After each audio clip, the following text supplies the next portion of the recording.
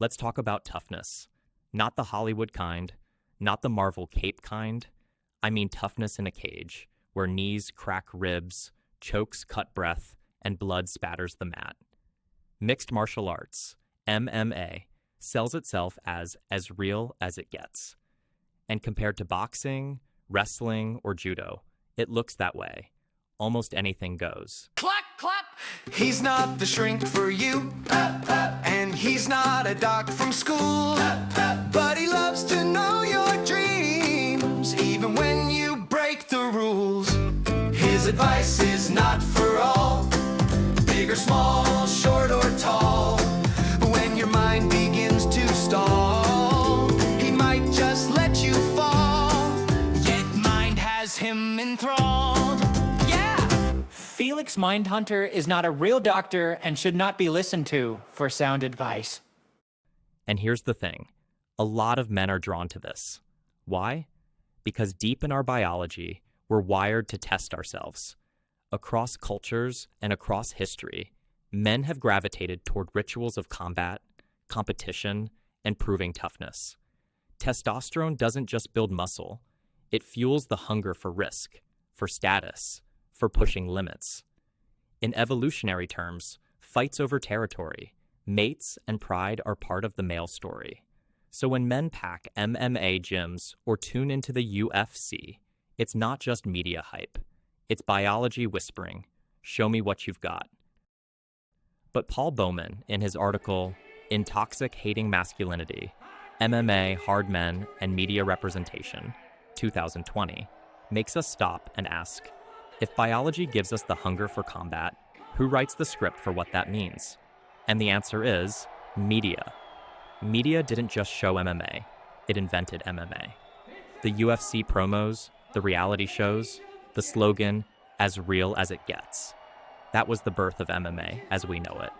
And the story it told was simple. Fighting equals hardness. Hardness equals masculinity. But is that the only story?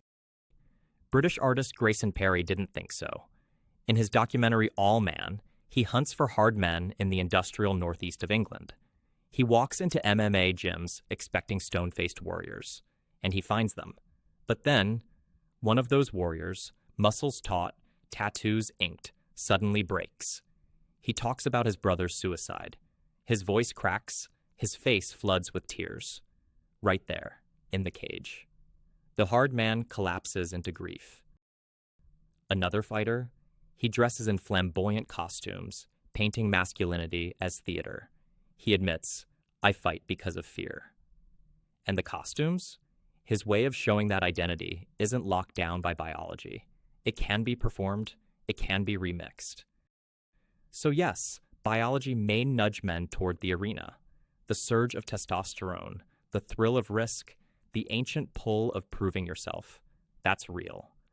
But what Bowman shows us is that the meaning of that pull is not written in DNA. It's written in stories. Media told us MMA equals toxic masculinity, but media could just as easily tell us MMA equals vulnerability, artistry, reinvention. So I'll ask you, when you watch a fight, what story do you see? Just biology in action? Or biology mediated, biology staged, narrated, turned into myth. Masculinity, like MMA, is not carved in stone. It's a performance, and performances can always be rewritten.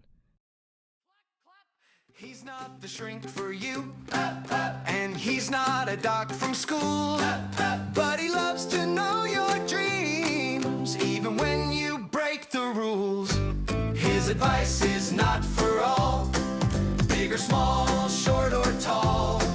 When your mind begins to stall, he might just let you fall, yet mind has him enthralled. Felix Mindhunter is not a real doctor and should not be listened to for sound advice.